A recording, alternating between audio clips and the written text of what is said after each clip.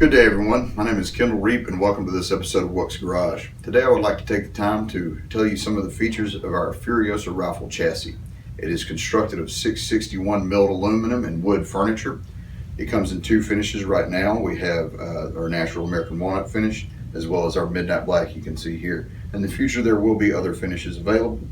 Some of the features of this stock I'd like to point out to you are our push button adjustable LOP that is further lengthened by the addition of spacers. We also have integrated flush cups as well as push button adjustable comb.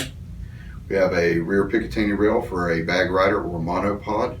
And a feature that we're proud of is our push button rear stock release for easier transportation.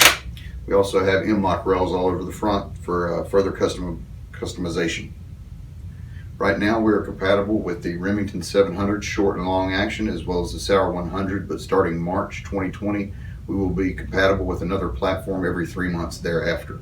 Thank you for your time today, and I hope to see you on another episode of WOOX Garage.